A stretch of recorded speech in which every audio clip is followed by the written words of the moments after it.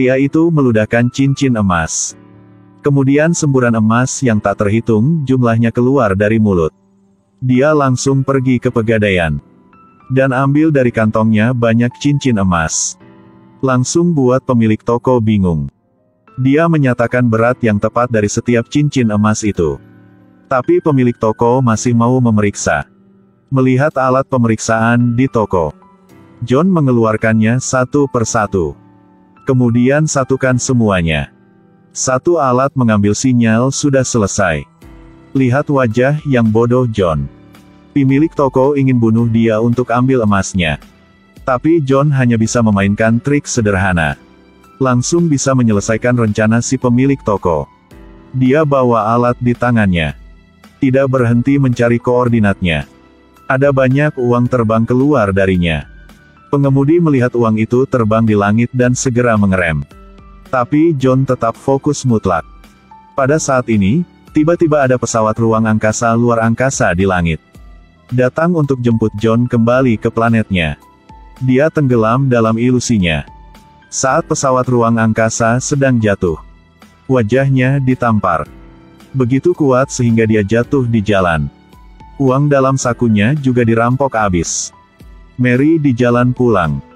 Melihat John dirampok begitu, pikir sebentar dan memutuskan bantu dia.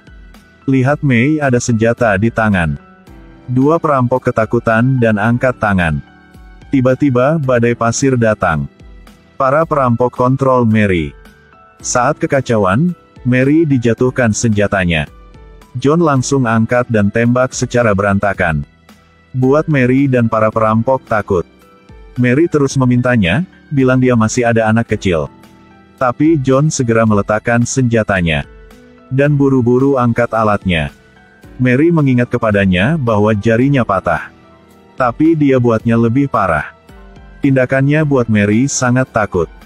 John tanya dia mau uang tidak? Tapi Mary bilang hanya ingin terima kasih aja. John terus-menerus hitung waktu. Minta Mary untuk antar dia ke lokasi. Meskipun Mary tidak mau. Tapi lihat penampilannya yang menyedihkan. Akhirnya Mary juga antar John dengan mobilnya. Sambil duduk di halte, John menunjukkan kepada Mary enkripsi yang dia tulis. Mary mulai penasaran tentang orang ini. John bilang Thomas Newton kirim dia ke sini. Mary langsung cek informasinya. Ternyata itu adalah pendiri perusahaan teknologi raksasa. Dua orang akhirnya sudah sampai. Tapi benar-benar kosong. John mengincar gurun untuk maju. Tapi cuaca mulai memburuk. Mary merasa situasi tidak baik. Jadi putar balik untuk bantunya. Tapi badai pasir semakin kuat. Mary harus lari ke mobil untuk hindarinya. John angkat kepala untuk melihat mata badai. Tiba-tiba, sebuah suara di kepalanya memanggilnya untuk buka matanya. John sekarang berada di luar angkasa. Ada seorang tua aneh berkata, "Ini bukan planet John. Tapi dia akan buat dia menjadi dewa bumi." Beberapa tahun kemudian, John menjadi dewa sains. Dengan demikian mewujudkan mimpi mereformasi dunia.